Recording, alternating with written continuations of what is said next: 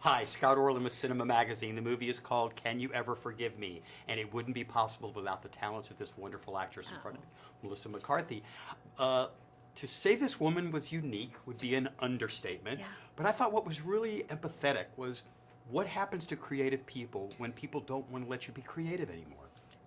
And what else do you do? And when you are, I mean, Lee was a difficult personality. She was not someone who could simply go with the flow or figure out a different way. She did what she did. She was an incredible writer, and she couldn't just adjust, which only made things harder for herself and probably those around her. And I just loved her for that. And it is like a scary thing to think about. If you're an artist, if you're a performer and you're not allowed to do that, what do you do when the one thing that you do well is taken away, especially when the one thing you do incredibly well, like Lee did. And to have someone tell you can't do it or no one wants to read what you write is, it's crippling. If there is a connection that maybe the two of you have, is if you both depend on an agent to kind of get out there and get you work. I was wondering, have you ever had to be forceful at some point in your career to get an agent's attention? Oh my gosh. I mean, in the beginning, you try so hard to get anybody, and it's door closed, door. Well, that would assume the door was ever open. It's, hang up, no response. And, and I get it. Agents are getting 9 million calls from so many people. I do remember at one point, I hadn't gone out. I finally had an agent, and I thought, oh, it's all going to be different now. And then I didn't hear from them for a year. And I kept calling, and I was like, there's nothing. There's not like a one line. They're like, there's just nothing really for you. And I'm like, well, my friend's going out for this.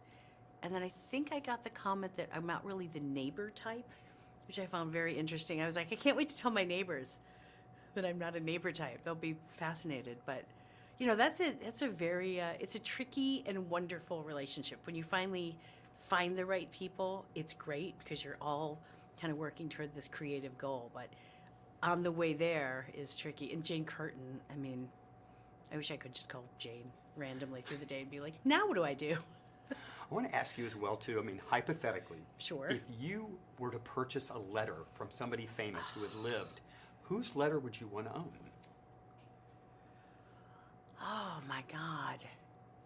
I want one of Lee's letters, frankly. I want one of her fake letters. I don't know if that's legal.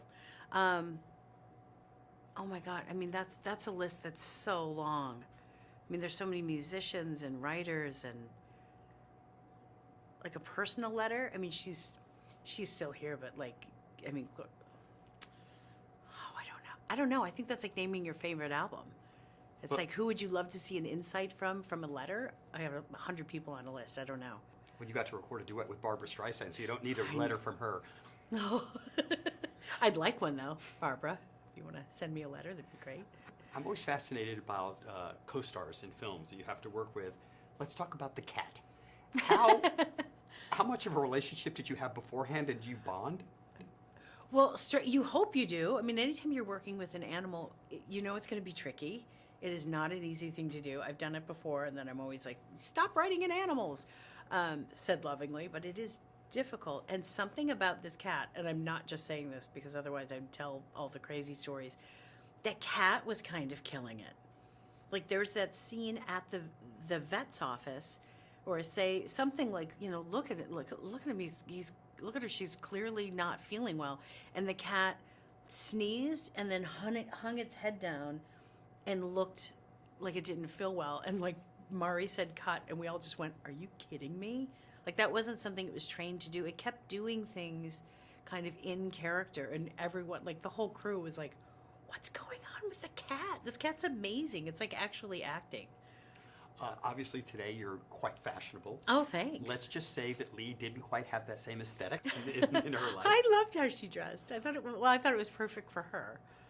I mean, we thought a lot about what would she be wearing. I mean, there's a lot of prep work going into kind of like how Lee presented herself to the world. I kept thinking everything she had was probably of a great quality, but probably from 15 years ago when she was doing well.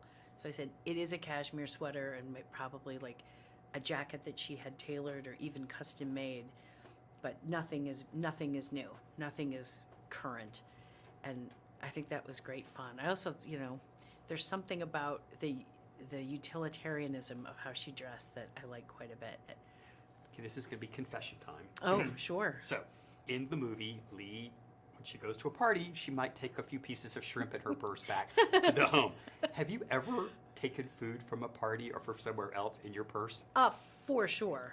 But I'm the one. I'm the gal that like goes and is just like, I'm getting Tupperware. Like I don't think I've done it on the down low, but I've definitely, like, if something's really yummy, I know that I'm like, well, in like 4 hours, I'm gonna want just a little more of it. Last quick question: could you write a book?